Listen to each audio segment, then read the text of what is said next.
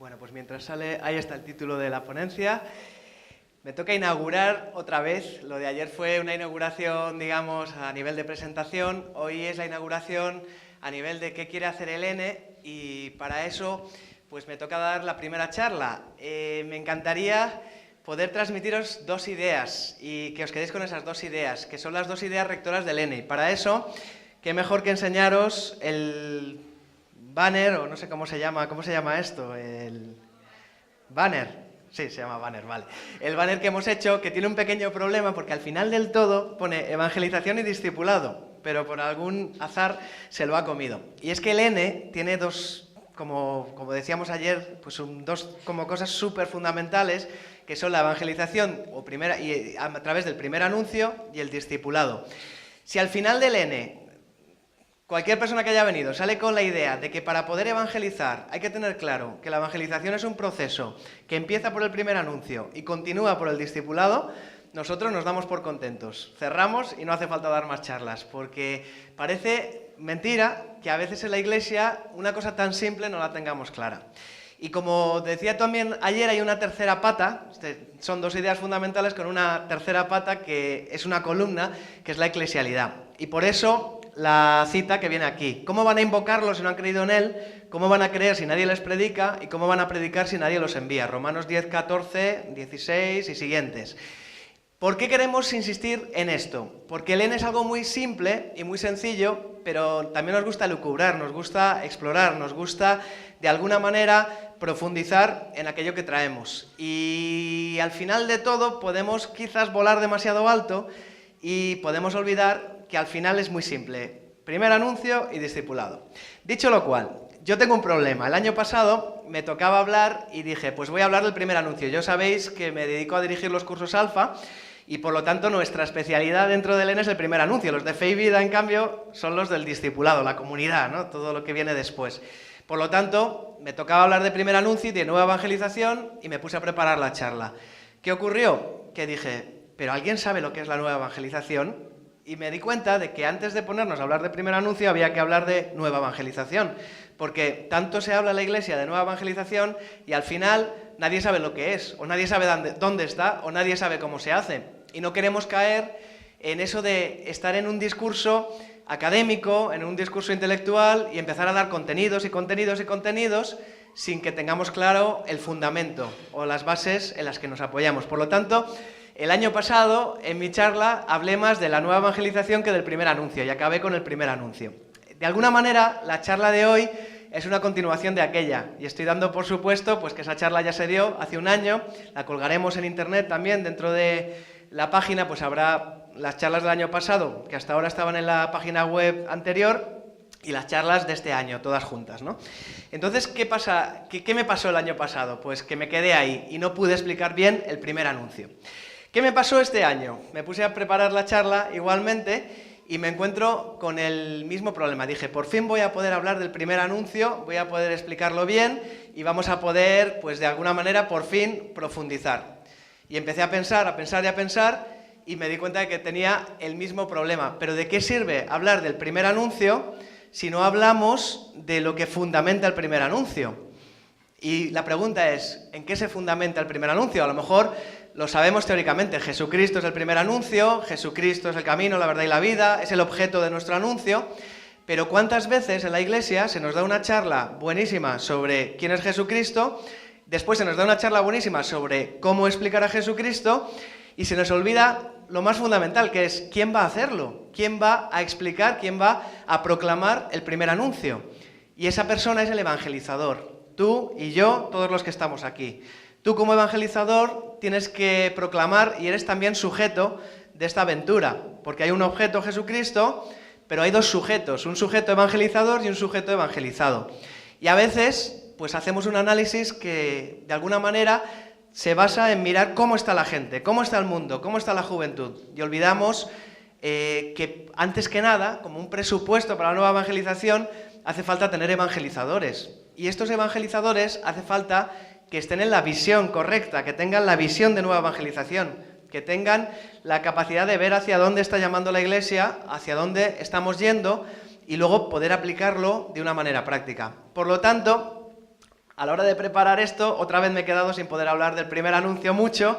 Voy a hablar de la visión y el discernimiento como presupuestos para la nueva evangelización. Pero esto quiere decir que voy a hablar de personas, voy a hablar de vosotros, voy a hablaros de alguna manera de tú a tú y voy a interpelar a la gente, al auditorio, igual que la Iglesia está haciendo, porque es un momento de cuestionamiento también para la Iglesia, porque cometeríamos un grave error si nos lanzáramos a evangelizar a tontas y a locas sin primero, pues de alguna manera, ponernos a echar las cuentas y decir quiénes somos, a dónde vamos, de dónde venimos y a qué nos llama Dios, sobre todo. Esto es lo que decía Jesucristo cuando en la parábola aquella decía aquello de que nadie que va a una guerra se pone a hacer la guerra así alegremente, sino que se pone a calcular, a ver cuántas tropas tengo, a ver cuántas tiene el enemigo, a ver si voy a ganar, a ver si tengo posibilidades.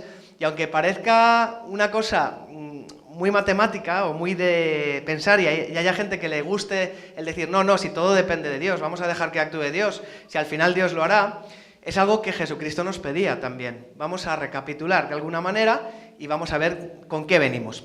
Así que bueno, ¿qué veo yo que está pasando ahora mismo en la Iglesia? Este año es el año de la fe, es un año interesantísimo. Están pasando una cantidad de cosas que a los que estamos en la evangelización nos están dando mucho ánimo y están siendo un confirmar algo que habíamos intuido muchos hace años. La Iglesia entera ha hecho un sínodo, el sínodo para la nueva evangelización que arrancó con el año de la fe, el 11 de octubre, y donde se conmemoró los 50 años del Concilio Vaticano II. Un momento cargado de simbolismo, cargado de emoción también, ¿no? para todos aquellos pues, que todavía tenían esa memoria del concilio viva, y un momento en el que, de alguna manera, el Papa Benedicto XVI quiso recapitular y quiso decir una cosa.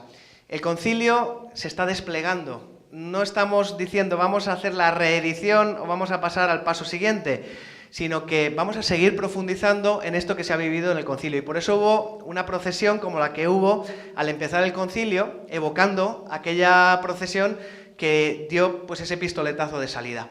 ¿Y qué es lo que ha pasado? Pues que el Papa ha proclamado, ha abierto el año de la fe, ha ocurrido, se ha dado lugar en Roma un sínodo para la nueva evangelización en el que los padres sinodales han reflexionado, han pensado, han discutido, han puesto en común, y ahora estamos en un momento como un poco de espera, porque después de los sínodos, el Papa lo que hace es una exhortación apostólica en la que se recoge pues, todas las propuestas y se llega como a una conclusión, ¿no? Que es la enseñanza que da la Iglesia. El Papa Benedicto XVI hizo un paralelismo hablando de Pablo VI, diciendo cómo después del Concilio Vaticano Pablo VI convocó un año de la fe. Y él, de alguna manera, vino a decir, el concilio no estaba incompleto, está perfecto, pero lo que falta es que lo actualicemos nosotros mediante la fe. Nos falta, de alguna manera, fe y necesitamos reavivar la fe. Y aquí hay todo un mensaje de la Iglesia, porque nos está diciendo, si queréis trabajar en la nueva evangelización, hay un presupuesto previo, que es la fe. Hablaré de eso en la charla también. Y la fe es un ingrediente fundamental. No podemos ponernos a trabajar y pasar por alto cosas que están en el fundamento de lo que vamos a hacer. Por lo tanto, este año lo vamos a dedicar a la fe. Y de la fe salen muchas cosas. Una de ellas es la proclamación de la palabra. Y por lo tanto es un momento en el que, por lo menos a mi juicio, todavía deberíamos estar poniendo en cuestión cosas, deberíamos estar explorando. El sínodo ha hecho eso y todavía no se ha dado la exhortación apostólica. Hemos vivido también la emoción del cambio de Papa, la venida del Papa Francisco, y este terremoto, ¿no?, que parece que sacude la Iglesia es un terremoto que es como una gran ola, ¿no?, que viene, la ola de la nueva evangelización.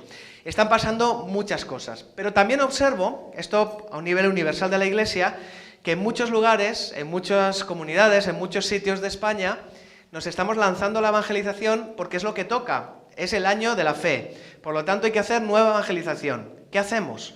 Y están surgiendo iniciativas por todos los lados. Iniciativas que en algunos casos se dedican a titular con el título de nueva evangelización a lo que ya se hacía, y en otros casos están explorando nuevos métodos, nuevas expresiones. En todas, yo diría, hay un esfuerzo muy meritorio, que la Iglesia se ponga en marcha, que la Iglesia camine, que la Iglesia despierte. Es una cosa que debemos alabar y debemos animar. O sea, no es una cosa que yo vaya a decir, pues qué mal, vamos a parar y vámonos todos a rezar y a reflexionar y ya veremos lo que hacemos. es muy positivo, eso anima. Pero a la vez se detecta, se ve que en muchos de los casos son iniciativas de evangelización en las que falta, de alguna manera, conectar del todo con el espíritu de la nueva evangelización. De alguna manera nos hemos puesto a correr y a hacer y a decir y a movernos, y a veces, si te paras y te preguntan, y bueno, ¿y qué es la nueva evangelización? Y la gente no sabe. ¿Y qué es el primer anuncio? Y la gente no distingue bien el primer anuncio de lo que no es primer anuncio. ¿Y qué es el discipulado? Todavía más raro. Nosotros en el N estamos hablando del discipulado. El Papa, no sé si visteis ayer la presentación de Alfa, después del documento de Aparecida, Benedicto XVI decía, discipulado y misión son dos caras de la misma moneda. No puede haber evangelización sin discipulado. Pero ¿cuánta gente se lanza a evangelizar y luego no sabe qué va a hacer con la gente después? ¿Cómo los va a dar continuidad? ¿Cómo los va a acompañar? ¿Cómo los va a hacer crecer? Esto, de alguna manera, nos provoca una crisis en la Iglesia, porque imaginaos ahora mismo, si todo el mundo se pone a evangelizar y todo el mundo es evangelizado y no sabemos cómo continuar, porque obviamente hay algo en las estructuras que tenemos que no está pensado para esta situación. Nuestras estructuras pastorales son más pensadas para el mantenimiento de la fe de los que ya la tienen que para el acompañamiento de la fe de los que acaban de recibirla, en muchos sentidos, pues no sabemos cómo seguir. Por lo tanto, hay una cierta sensación de precipitación a veces. Y en el N lo que quisiéramos es que todo el mundo pudiera salir con estos dos conceptos, primer anuncio y discipulado, y que sirva también para poner en cuestión mi camino, mi llamada, dónde me está poniendo Dios, dónde me está llamando, de qué manera. Tercera cosa que observo, esto ya a un nivel de Alfa. Nosotros trabajamos por toda España, vamos presentando, hay gente que se lanza a hacer Alfa, tenemos todo tipo, ¿no? En España hay muchas maneras de ser, ¿no?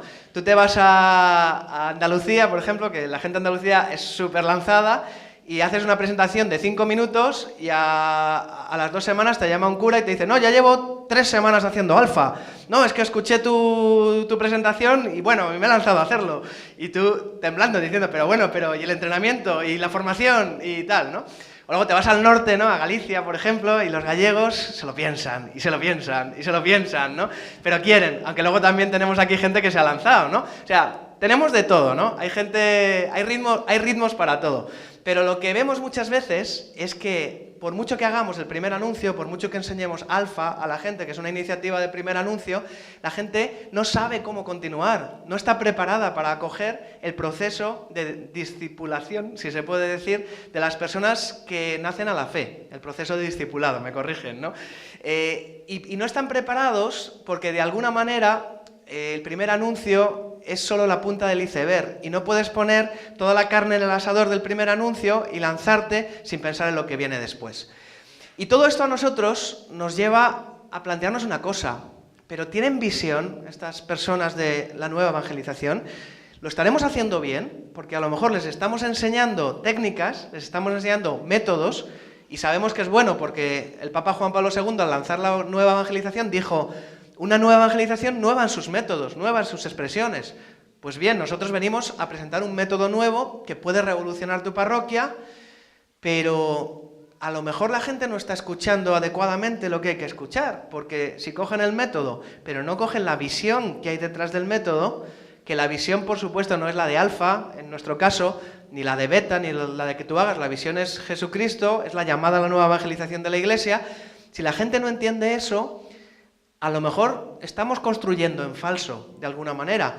Y esto nos preocupa porque, de alguna manera, en la Iglesia a veces somos muy lentos para arrancar las cosas, pero otras veces, pues la Iglesia propone el año de la fe, pues todos tal. El año sacerdotal, pues todos tal. Vamos detrás. El año de no sé cuántos. La gente se moviliza, le pone todo el título de nueva evangelización y ya está. Y con eso no basta. Con eso no basta porque estamos llamados a entender la nueva evangelización y estamos llamados también a concebir la nueva evangelización en nuestros corazones, a dar luz a la nueva evangelización, a alumbrarla de alguna manera, porque la nueva evangelización no es una tarea cualquiera, no es una obra, no es un compromiso más que yo tengo. El Papa Benedicto XVI recordó lo que la Evangelii Nuntiandi decía: evangelizar no es una cuestión accidental para la Iglesia, está en la esencia de la Iglesia. La Iglesia existe para evangelizar. Si queremos encontrar el sentido más profundo de la Iglesia, tenemos que descubrir también el sentido profundo de la evangelización. Y la evangelización no puede ser simplemente me lanzo a publicitar lo que hacemos en la Iglesia, me lanzo a hacer proselitismo, a captar gente. Es algo que es muchísimo más profundo, que va a la esencia de lo que somos. Por lo tanto, en la evangelización nos jugamos el ser o no ser de la Iglesia y el ser o no ser nuestro también como cristianos, porque si evangelizamos pero no estamos convertidos, si no lo hacemos desde Dios, desde la visión de Dios, desde la llamada de la Iglesia, en el fondo será una tarea más y estará llamada al fracaso. Nos cansaremos, nos agotaremos y lo haremos de una manera humana y con fuerzas humanas. Por eso, yo todavía insisto y sigo con el tema de, pues vamos a ponernos en cuestión. Aunque parezca que ya el tema está clarísimo, vamos a ponernos en cuestión. Y para eso, qué mejor que echar mano de los Lineamenta, que yo soy un poco pesado con ellos, pero es que me encantan. Es el documento que se produjo para preparación del sínodo de nueva evangelización que ocurrió en octubre. Es un documento que se envió a toda la Iglesia para que la Iglesia hiciera reflexiones acerca de esta nueva evangelización, de manera que luego los padres sinodales pudieran de alguna manera transmitirlas y discutirlas y analizarlas en el sínodo. Y este documento de los Lineamenta es un documento interesantísimo. Y lo que ha ocurrido también en el sínodo es muy interesante. Yo he tenido la gran dicha de poder estar ahí, no como padre sinodal obviamente, ni como auditor, pero había 2 auditores del curso Alfa de Francia, que es un matrimonio, que son Marc y Florence Deleritz, que son unas personas increíbles en lo que han movido en la evangelización en el país vecino. Y estas personas pues pensaron, tenemos que hacer algo. Como nosotros somos los de Alfa, vamos a dar comidas y vamos a dar cenas a los padres sinodales. Y entonces hablamos con un restaurante ahí al lado en el Borgo Pío, y ellos lo que hacían era invitar a los padres a que vinieran a comer con nosotros o a cenar con nosotros, a compartir. Y fueron pues unos días maravillosos en los que engordamos a base de comer pizza, pasta y cosas muy ricas. Y todos los días era como una cena alfa, en la que en vez de sentarte con un ateo o un agnóstico, te sentabas con un obispo, con un arzobispo, con un teólogo. A veces no sabemos si es parecido, ¿no? Porque uno no sabe. Es broma, ¿eh? Me están grabando, que conste. Pero la cuestión es que Marc y Florence un día vinieron y nos dijeron, con Juan Pablo II, la nueva evangelización estaba en la mente de todos. Es verdad que Juan Pablo II lanzó la nueva evangelización en 1983, es como el pistoletazo de salida. Con Benedicto XVI, la nueva evangelización ha pasado a la boca de todo el mundo. Ciertamente, todo el mundo ahora está hablando de nueva evangelización en la Iglesia Católica. Ahora la pregunta es, eso no lo dijeron porque todavía no sabíamos que íbamos a cambiar de papa, pero la pregunta es si la nueva evangelización llegará al corazón de todos. Porque mente, palabra y corazón son 3 cosas que deben ir juntas.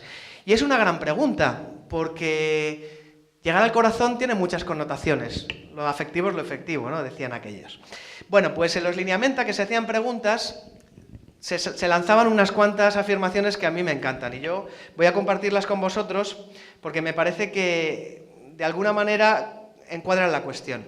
Lo primero que dicen, todos nos estamos preguntando acerca de la transmisión de la fe. Y dicen, esta transmisión de la fe no es una empresa individualista y solitaria, sino más bien un evento comunitario, eclesial. No debe orientar las respuestas en el sentido de la búsqueda de estrategias comunicativas y eficaces. Ni siquiera debe centrar la atención analíticamente en los destinatarios, por ejemplo, los jóvenes, sino que debe ser formulada como una pregunta que se refiere al sujeto encargado de esta operación espiritual. Debe transformarse en una pregunta de la Iglesia sobre sí misma. Esto permite encuadrar el problema de una manera no extrínseca, sino correctamente porque cuestiona a toda la Iglesia en su ser y en su vivir. Vamos a decirlo de una manera más sencilla. O sea, que no se trata de analizar y buscar qué métodos necesitamos para llegar a la gente. ¿Qué necesito yo para llegar a los jóvenes? ¿Os suena, no? Se hace algo de iglesia, ¡ay, es que no vienen jóvenes! Es que queremos jóvenes, así la gente, ¿no? Y los jóvenes, claro, horripilados, ¿no? Cuando oyen eso. Y parece como que toda la preocupación de la gente fuera, queremos jóvenes, ¿no? Así. Y nos están diciendo los Lineamenta, el sujeto de esta operación espiritual es el problema. Y el sujeto es la Iglesia, tú y yo, el evangelizador. La pregunta es acerca de nosotros mismos, y esto es un problema intrínseco que tenemos. Lo tenemos dentro el problema, no lo tenemos fuera. El problema no es que el mundo no oiga o no quiera escuchar, o que la juventud esté muy mal, o que no haya manera. El problema lo tenemos dentro. ¿Qué más dice? En esta doble dinámica misionera y evangelizadora, la Iglesia no solo reviste el papel de actor, de sujeto de la proclamación. O sea, la Iglesia no solo es la que proclama, sino también el rol reflexivo de la escucha y del discipulado. La Iglesia habla mucho del discipulado. Es decir, la Iglesia tiene que escuchar y tiene que ser discípulo. Tenemos que ser discípulos para poder evangelizar. En cuanto a evangelizadora, dicen, la Iglesia comienza con evangelizarse a sí misma. Por supuesto, la dirección evangelizadora corresponde al Espíritu Santo. Y dice también los lineamenta, en Él confiamos para reconocer los instrumentos, los tiempos y los espacios de aquel anuncio que ella es llamada a vivir. Es decir, la Iglesia es llamada a hacer un anuncio. Tú y yo, evangelizadores, catequistas, sacerdotes, religiosas, religiosos, lo que seamos dentro de la Iglesia, estamos llamados a realizar el anuncio de Jesucristo, por supuesto. Pero esta llamada del Espíritu Santo empieza por nosotros. El proceso de evangelización se transforma en un proceso de discernimiento. Para evangelizar hay que discernir. El anuncio exige que antes haya un momento de escucha, comprensión e interpretación. Escucha, comprensión e interpretación. Ya vamos soltando conceptos. Es decir, para hacer primer anuncio, para anunciar a Jesucristo, hace falta discernimiento, hace falta escucha, hace falta comprensión, hace falta interpretación. No basta con que la Iglesia nos llame. La Iglesia está llamando, la Iglesia está diciendo. Fijaos que desde 1983 llevamos hablando de la nueva evangelización y no ha sido suficiente. 30 años hablando de la nueva evangelización y todavía estamos empezando y acabados de arrancar, como quien dice. Por lo tanto, hace falta algo más que un magisterio que nos lo explique. Hace falta que nos interroguemos acerca de la persona del evangelizador, porque esa es una operación espiritual. La evangelización es una operación espiritual y pasa por el discipulado, por ser discípulos, por ser evangelizados. No es una operación técnica, semántica o de marketing. Es una operación espiritual donde interviene el Espíritu Santo. Nuestro tiempo se muestra en este sentido muy similar a la situación vivida por San Pablo. También nosotros nos encontramos como cristianos inmersos en un periodo de fuertes cambios históricos y culturales. También para nosotros, la acción de evangelizar exige una acción de discernimiento análoga, simétrica y contemporánea. Discernimiento análogo, como hizo San Pablo, simétrico, no sé lo que significa, porque suena muy bien cuando dices análogo, simétrico, y contemporáneo. ¿Cuál es la llamada a evangelizar que tenemos hoy en día, en este momento, en este lugar, tú y yo, en tu realidad concreta, en mi realidad concreta? No es la llamada de hace 30 años. A lo mejor hace 30 años había un método que ahora no sirve. Sí es la llamada que el Papa lanzó hace 30 años, Juan Pablo II, y que Benedicto XVI ha actualizado para toda la Iglesia, ¿no? Nuevos desafíos, dice los lineamenta, que cuestionan prácticas ya consolidadas, que debilitan caminos habituales y estandarizados. Se debilitan caminos habituales y estandarizados. Eso lo sabemos y lo vemos todos los días. ¿Cuántas de las estructuras pastorales en las que nos movemos están debilitadas, están desactualizadas, aunque sean habituales para nosotros y queramos tener esa seguridad? En una palabra, obligan a la Iglesia a interrogarse nuevamente sobre el sentido de sus acciones de anuncio y de transmisión. ¿Cuál es el sentido de lo que tú estás haciendo como evangelizador, de tu trabajo pastoral, de tu trabajo en la parroquia, de tu trabajo en tu grupo, en tu comunidad? ¿Evangeliza o no evangeliza? ¿Responde a la llamada de la Iglesia de ahora mismo o no responde? ¿Es contemporáneo o es un revival de lo que tú viviste en tus años mozos cuando te formaste? ¿Qué es? ¿Qué es lo que toca? Tenemos que discernir. Es un tiempo extenso y también caracterizado por cambios y transformaciones. En un tiempo extenso caracterizado por cambios y transformaciones, es útil para la Iglesia dedicar momentos y ocasiones de escucha y de confrontación recíproca. Confrontarnos con la realidad.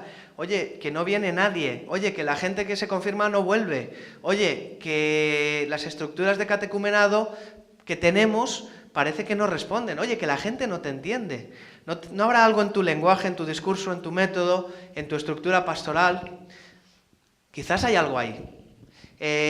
Yo siempre, en estos años, me he pasado citando un documento que es la Misión Continental, que es un documento que es conclusión de Aparecida, la reunión de los obispos de Latinoamérica, que casualmente el presidente o el auditor principal fue un tal Jorge Mario Bergoglio, ¿no?, que ahora mismo es el Papa, ¿no? Y casualmente en Latinoamérica nos sacaron la delantera, porque dijeron hay que poner a toda la Iglesia en estado de misión, abandonando las estructuras pastorales caducas. ¿Y eso qué significa? Pues que da mucho miedo, que a veces nos agarramos a lo que tenemos, a los caminos habituales y nos quedamos ahí. Pero hay que hacerlo y ya no tenemos opción.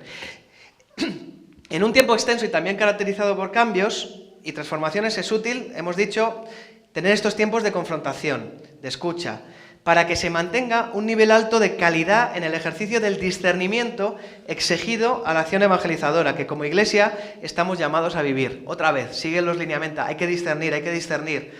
La Iglesia ha sido tocada de modo directo por estos cambios, ha sido obligada a enfrentarse con interrogantes, con fenómenos que han de ser comprendidos, con prácticas que deben ser corregidas, con caminos y realidades en los cuales ha de infundirse en un modo nuevo la esperanza evangélica. La nueva evangelización es una actitud, un estilo audaz. Es la capacidad de parte del cristianismo de saber leer y descifrar los nuevos escenarios que en estas últimas décadas han surgido dentro de la historia humana, para habilitarlos y transformarlos en lugares de testimonio y de anuncio del Evangelio. La nueva evangelización es la acción que sigue al proceso de discernimiento, dijeron, acerca de América Latina. Está llamada a leer y evaluar la situación en la cual se encuentra. Terminan los lineamientos preguntando, ¿y qué discernimientos, qué lecturas de la situación presente de las diversas iglesias locales han sido realizados a la luz de la nueva evangelización? Y yo os lanzo la pregunta, ¿qué discernimiento hemos hecho? No vaya a ser que nos hayamos puesto a trabajar y no hayamos hecho el discernimiento que nos está pidiendo la Iglesia, porque trabajar sin discernir es de burros. Porque vas a cargar como un burro, vas a trabajar como un burro y no vas a ver, vas a ir ahí con las orejeras puestas, ¿no? Y en esto de la evangelización es muy importante ver la jugada, es importante discernir. Por lo tanto, pues ya con esto termino un poco el tema de los lineamenta. Está claro que hay que discernir. Y discernir para mí es primo hermano de tener visión. Y con esto pues entro en la otra parte del título de la charla, discernimiento y visión para la nueva evangelización.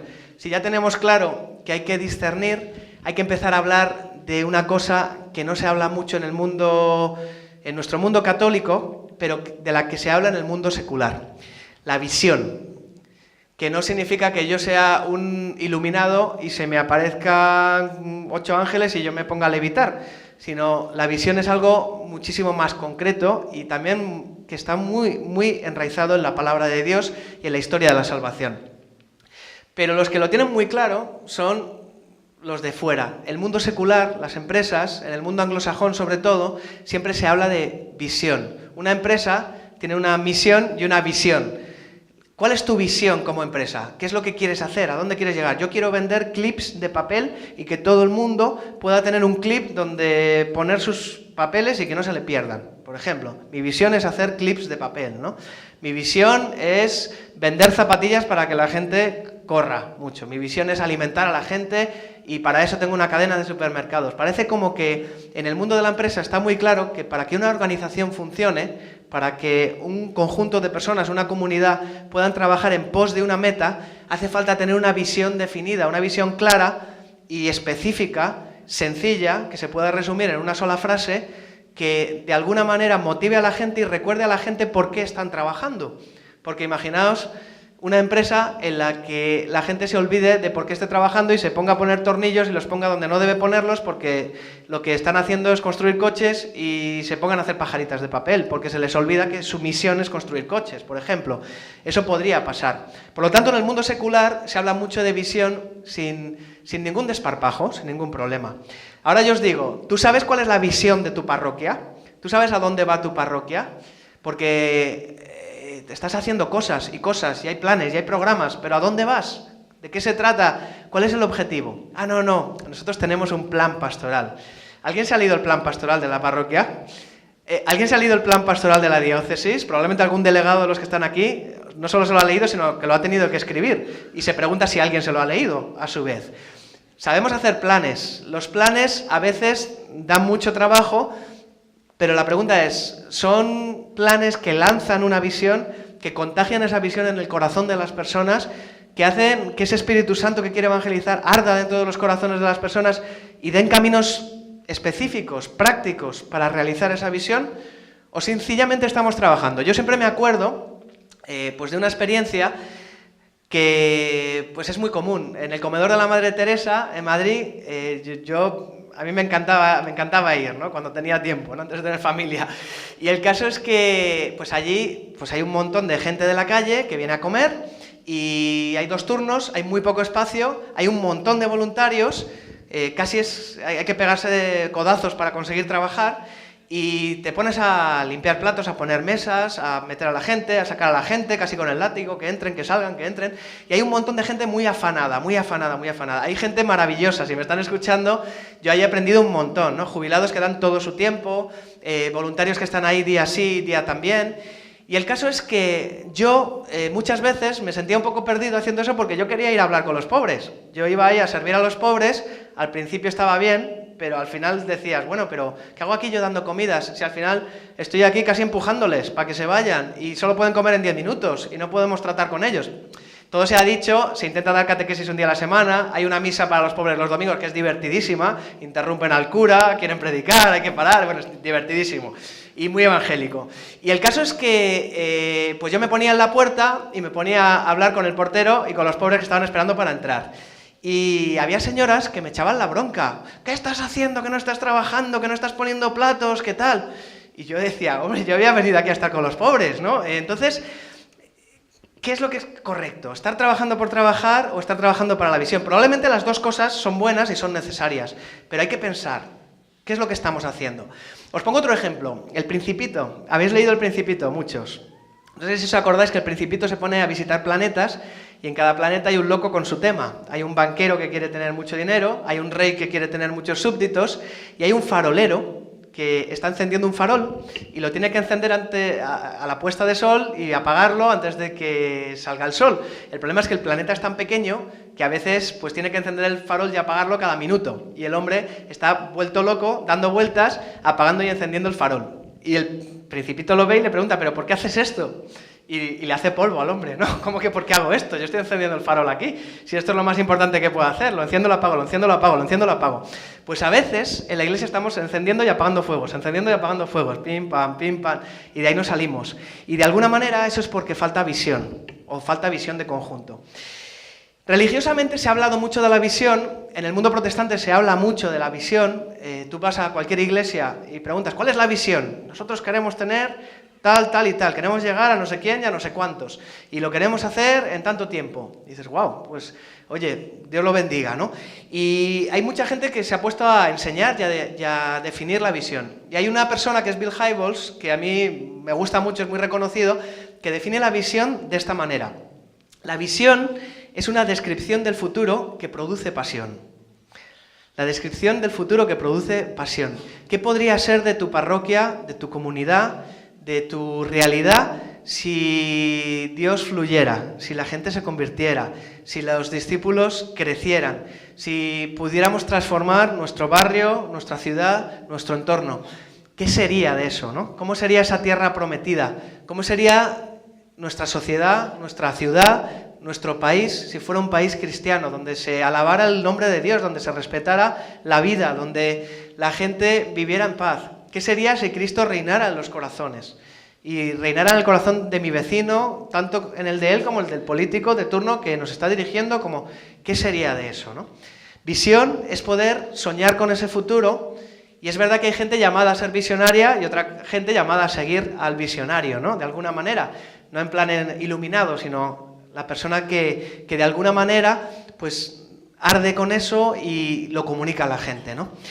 La visión es ver lo que las cosas podrían ser y frustrarse un poco por ellas. ¿Cuántas veces la gente que viene a estos encuentros Es gente que lleva muchos años esperando que pasen cosas, queriendo que pasen cosas, orando porque pasen cosas. Tienen una visión en el corazón, tienen un deseo en el corazón, que yo creo que es un deseo santo y que la Iglesia ha sabido recoger muy bien y ha sabido animar a él. Están ahí multitud de textos del magisterio y tenemos esta llamada tan trepidante a la nueva evangelización ahora mismo. ¿Qué pasaría?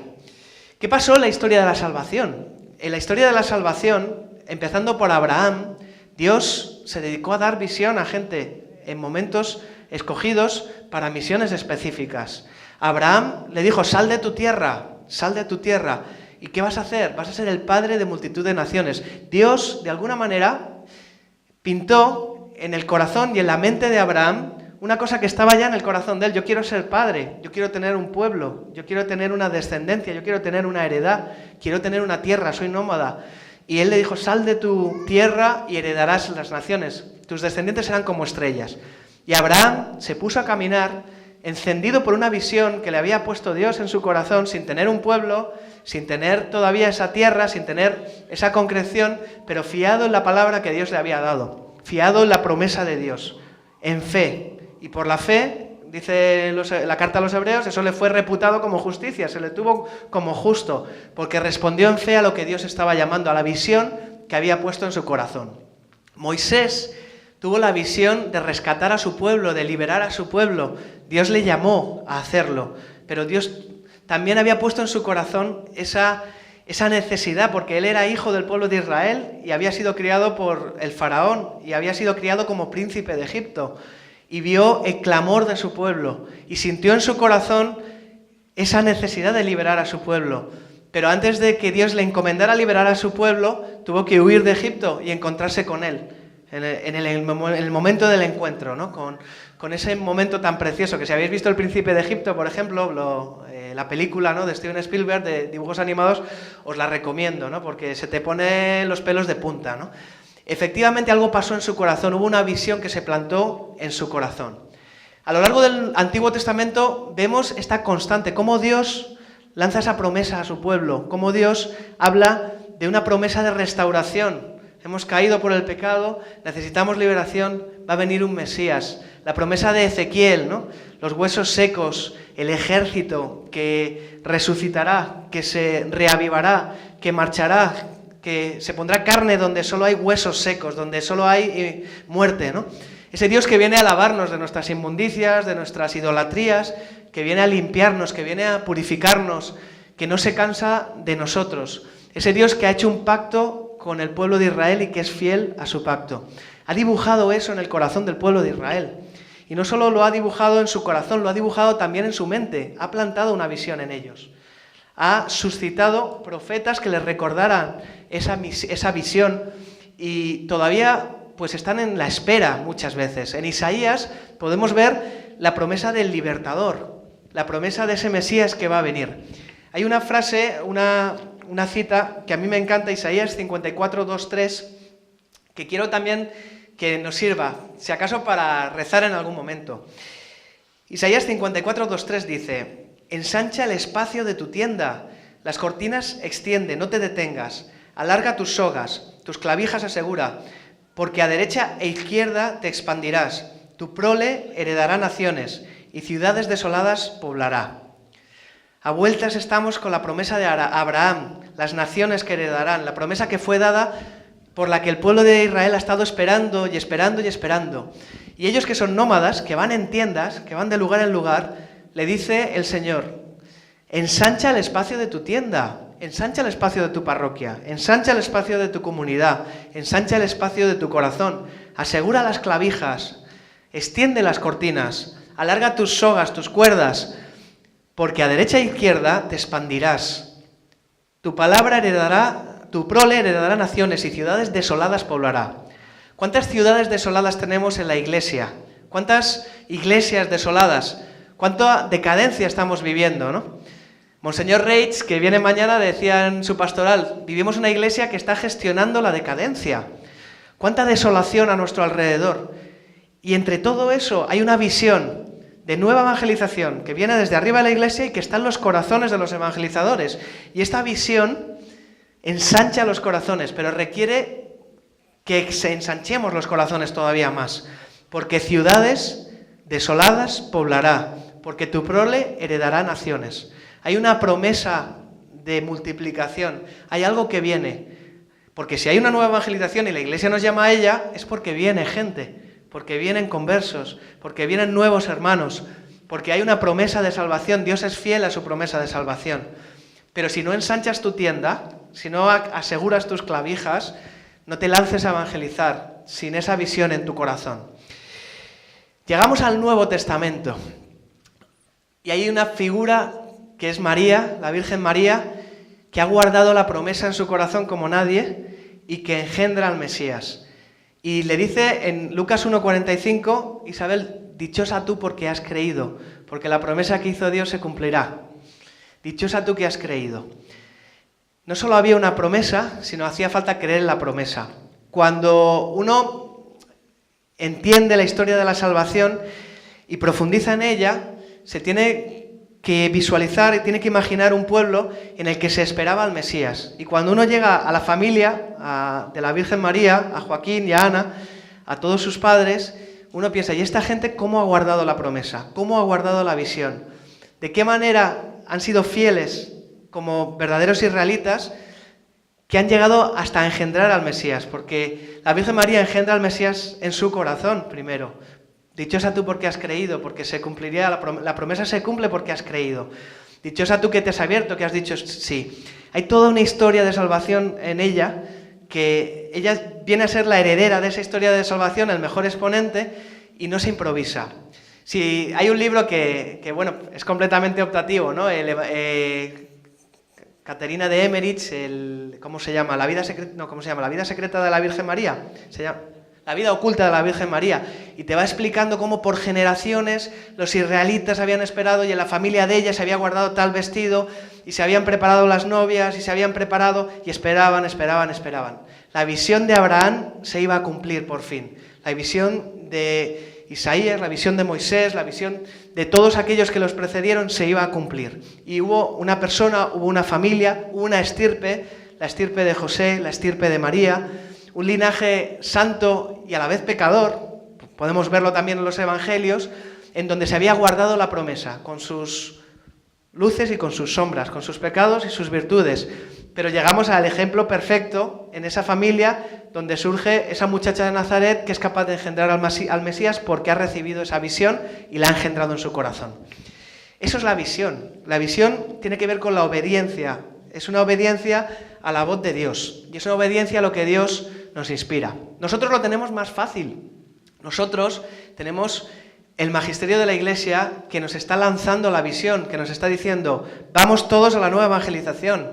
Tenemos nuestros Moisés, tenemos nuestros pastores, tenemos todo un camino recorrido. No hace falta que nos vayamos a la capilla a ver si Dios nos ilumina y nos da una idea feliz y encontramos la clave para salir de esta crisis, de esta desolación, de esta falta de frutos aparente. No hace falta, ya está ahí. La visión la tiene la Iglesia, la deposita en la Iglesia. Dios habla a su Iglesia por medio del Espíritu Santo y habla por medio de sus pastores. El problema es que nosotros hemos de asimilar eso. Tiene que pasar de nuestra mente a nuestra boca, a nuestro corazón. Y tiene que pasar de una manera práctica, porque si no pasa de una manera práctica, al final se quedará en un discurso, en congresos de nueva evangelización, en charlas inspiradas, en enseñanza teórica, y de ahí no vamos a ir muy lejos, os lo aseguro. La nueva evangelización se concreta. ¿Y qué es lo que hace falta entonces? ¿Qué es lo que hace falta para asimilar la visión? ¿Qué es lo que me hace falta a mí como evangelizador?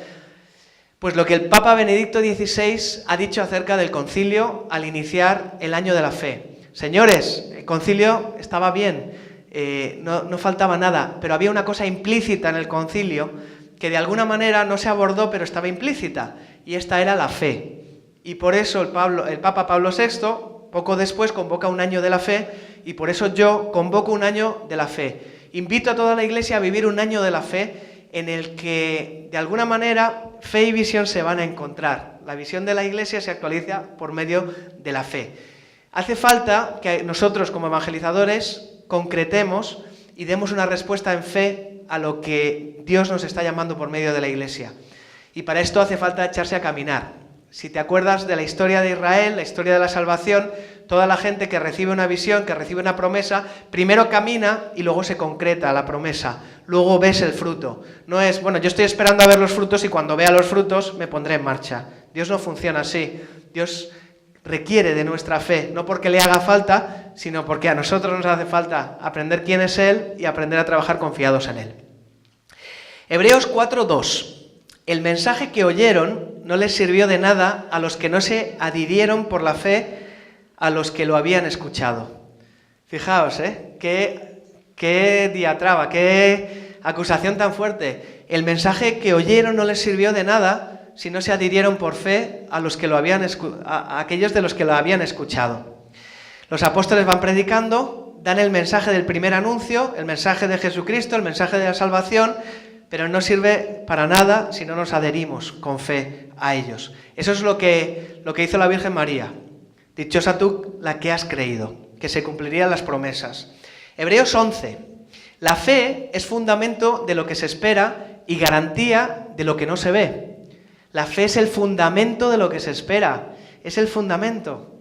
Necesitamos fe para ser evangelizadores y también es la garantía de que llegaremos, de que esto funciona, de que lo que nos están diciendo, la nueva evangelización es posible y que está ahí a la vuelta de la esquina, pero necesitamos caminar. Ensancha el espacio de tu tienda, ensánchalo. 2 Corintios 5:7. 2 Corintios 5:7.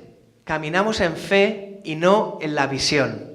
Aquí esto es la vuelta de tuerca. Yo os estoy contando que hace falta visión, pero como conclusión, para tener fe, para tener visión, hace falta caminar en fe. No es lo mismo tener visión que caminar en fe. Para caminar hace falta la fe, no la visión, porque si tú vas mirando así, te la vas a pegar. Pero si vas siguiendo a alguien, fiándote de alguien, vas a saber por dónde caminar. Por lo tanto, fe y visión son primas hermanas. Visión y discernimiento son primas hermanas también, pero la clave es lo que nos está llamando la Iglesia a hacer. Es el año de la fe. Lo que falta entonces, lo que falta para que podamos ver, para que podamos entender, para que podamos asimilar la nueva evangelización, es que nos echemos a andar. ¿Cuál es el problema de la evangelización? No es que no venga la gente, no es que a la gente no le interese, no es que no estemos formados, no es que no tengamos métodos. El problema de la el problema de la nueva evangelización es que nos echemos a andar. Y es lo que estamos constatando todos los días en nuestro trabajo. Solo las comunidades que se echan a andar y abrazan iniciativas de primer anuncio, como está pidiendo la Iglesia, empiezan a ver y empiezan a entender y empiezan a discernir. Solo los que andan, solo los que caminan pueden ver. Los que están parados no, los que están pensando y esperando tampoco. Solo los que caminan ven. Y en la medida en que caminas ves. Es como el camino de Santiago. En el camino de Santiago hay flechitas y las flechitas te dicen hacia dónde andar, pero vas a andar durante 500 metros, 1 kilómetro, 3 kilómetros hasta que veas la siguiente flecha.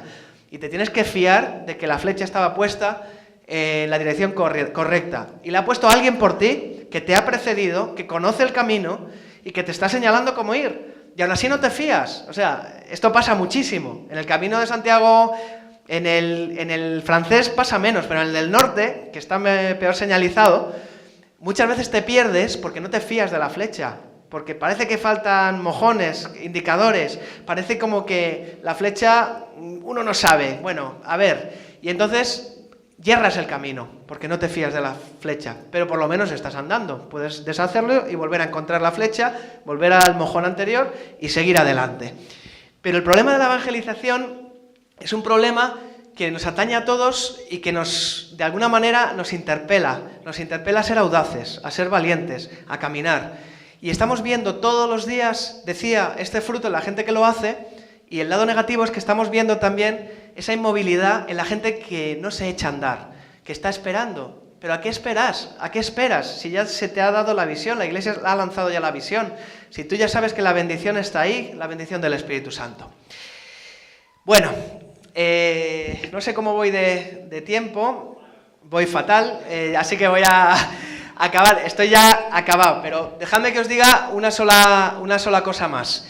La Biblia es muy de ver, de tocar, de sentir. El Evangelio de San Juan se trata todo de eso. Si nosotros vemos Juan 20:38. El discípulo vio y creyó. Para creer hace falta ver. Romanos 10:14, que es la cita que viene aquí. Para que la gente crea, tiene que oír. Y 2 Corintios 4:13.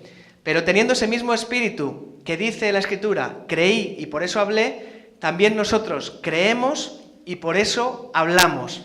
Esta es la clave de la nueva evangelización. Nosotros creemos y por eso hablamos. Quedaros con 3 cosas. Creer y oír. Para poder evangelizar, la gente, para poder creer, necesita oír. Ver y creer. Hace falta ver la acción de Dios, los milagros de Dios, Dios en tu vida.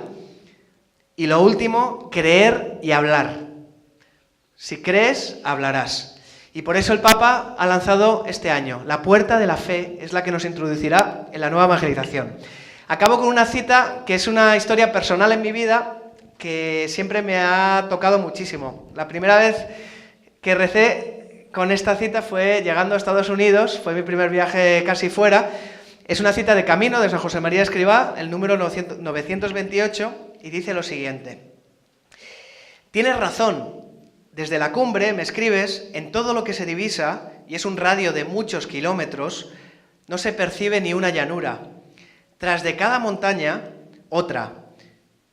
Y si en algún sitio parece suavizarse el paisaje, al levantarse la niebla, aparece una sierra que estaba oculta. Así es, así tiene que ser el horizonte de tu apostolado. Es preciso atravesar el mundo, pero no hay caminos hechos para vosotros. Los haréis a través de las montañas, al golpe de las pisadas, al golpe de vuestras pisadas. La evangelización es como andar por una montaña cuando vas ahí andando y ves una revuelta y otra esquina y no llegas, y todos son montañas y todo parece que son caminos no hechos. Estamos explorando, esto es la nueva evangelización, señores, estamos en la punta, parece que hay que explorar. Y estás diciendo, ¿cuándo llegaré? ¿Y cuándo veré? ¿Y cuándo veré el final? Y es lo que dice esto, no hay caminos hechos para vosotros, los haréis a través de las montañas al golpe de vuestras pisadas. Con eso acabo. Muchas gracias.